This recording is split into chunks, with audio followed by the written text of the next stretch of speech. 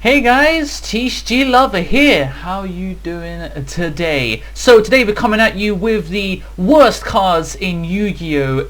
Episode 5. Now I've now comprised all of the previous episodes into a playlist. So if you want to go onto my channel, you can go and find out the worst cards in Yu-Gi-Oh! Playlist, and you can go and see every single edition of this series in one lovely little playlist. So you can go and check that out, and that'll be really awesome if you did. But of course you can always click the link at the just over here, and that will take you to number 4, and you can keep going backwards if you wish, but you can go forward and backwards, whatever you want to do. So today we're going to be looking at a few different cards which I've picked out, which also has been voted on by you guys to bring forward onto episode 5. So we're going to start off with the worst card in Yu-Gi-Oh! Number 1 is a trap card called Heroic Gift. Now, it's supposed to be part of the heroic archetype, and it can be searched with Halberd, so it has got that going for it, but the card itself is actually really bad, and do not ever play it ever, because at the moment there is no application for this card whatsoever. Do not even bother. So the card effect is,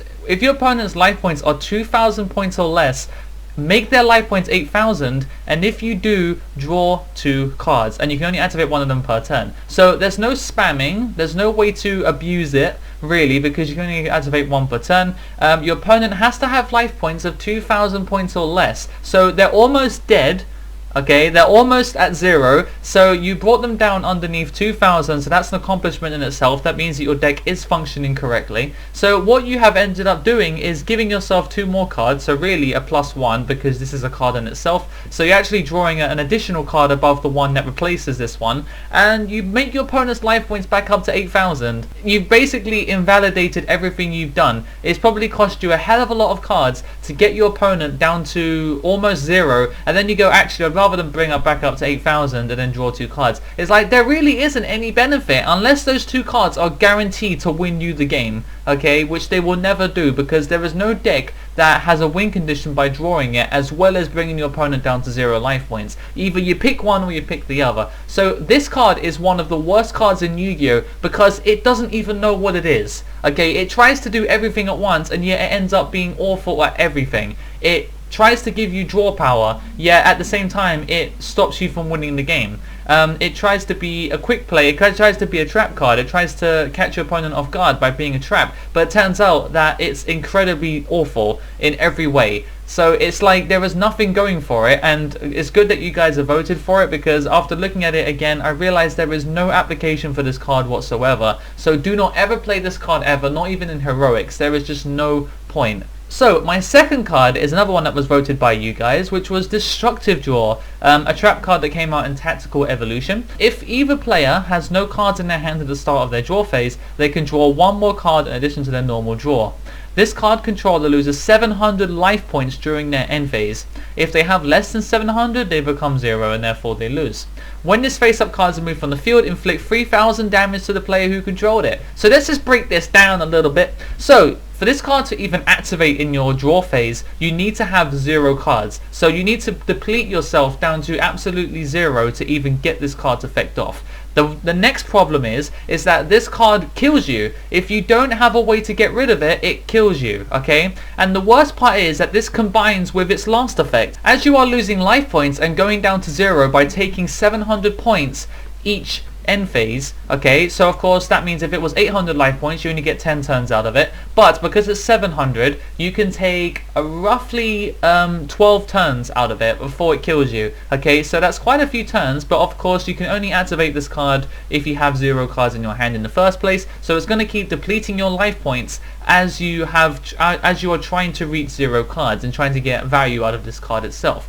But if you try and remove this card from your field before it hits you to 0, you take 3,000 points of damage anyway. So it's like, even if you set this card up and you start drawing extra cards from it by some random way of doing it, you end up killing yourself, because all they have to do is MST it, because they draw the extra card anyway, so they may draw into MST twice as quickly, and then they will kill you off because you're trying to get rid of it anyway because you don't want to kill yourself, and then this card will kill you anyway. So Destructive Draw is by far one of the most situational and stupid cards ever. Okay, unless you can find a way to reduce the damage to 0, this card is just not going to benefit you, and there is pretty much no way to really make it play in your favor, because both people get to draw from it if you both get to go to 0 cards in hand anyway. But if both of you are at 0 cards in hand, then this card is definitely the card that you don't want to be drawing. Okay, you want it to be on the field prior to going to 0, but you don't want to be playing a deck that forces you to go to 0 cards. Okay,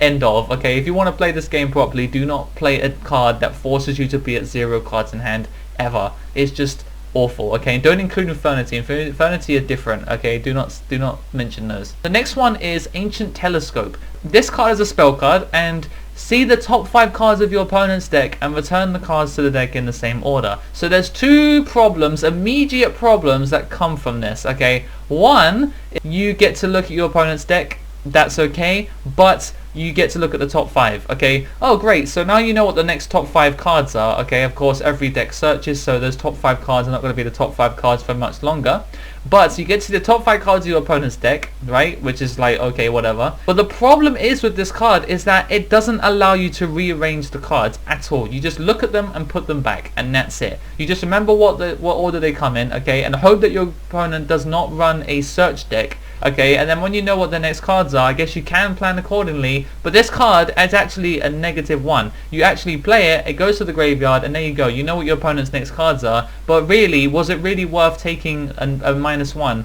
just because it allows you to see your opponent's next few draws? I mean, there is absolutely no point. It's awful. It's in the same thing as the Inexperienced Spy. You get to look at one card in your opponent's hand. You don't get to discard the card. You don't get to actually interact with the card more than just quickly looking at it. So you pick a random card, you take a look. I mean, this card is exactly the same. You just take a look and then you put it back in exactly the same place. And there is no point. So the next one is my final one of this video, which is Ido, the Supreme Magical Force. So this guy is a 2200 monster, a fiend from Crimson Crisis, and I believe it appeared in one of the mangas. So anyway, let's have a look at its effects. So you cannot summon monsters.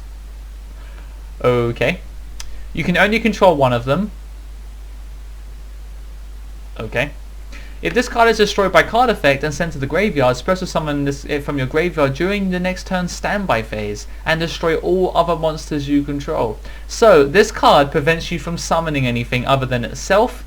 This card prevents you from summoning other monsters and letting them actually survive on the field. If this card is in the graveyard while you have other monsters, those other monsters are going to die next standby phase. And the next problem is that this card is incredibly weak for the fact that it doesn't even get an effect when it's destroyed by battle. So there's no way to actually maintain a monster on the field because it has to be destroyed by Raigeki, Dark Cold, Torrential, okay, to get this card off the field, and then you can summon it back. But Ido, the Supreme Magical Force, is by far one of the worst monsters I have ever seen. You can't even control 2 of them. It stops you from doing absolutely anything, and it just kills yourself. It just kills you over and over again. You can't amass any kind of advantage because this guy kills you. Okay, you have to summon something like Beelzebub to actually keep it on the field so that this card can't blow it up. But really, this card is by far one of the worst I've ever seen. It is awful. It really is the worst. I mean, there is nothing beneficial from this card at all. I'm so glad that Konami does not make us shit cards anymore. It's good that I will eventually run out of terrible cards to review. This card is just one of the worst. It's terrible. So anyway, so that's my 4 for this video. Hope you enjoyed the worst cards in Yu-Gi-Oh! 5. Maybe in a couple of weeks or so I will do number 6 and we'll look at some more cards. And of course, don't forget to subscribe, don't forget to like, don't forget to check out my Twitch in the description below. Don't forget to follow that as well, and don't forget to check out my Facebook page and give that a like as well. So thanks for watching, guys, and until next time, the Thetcglover is out.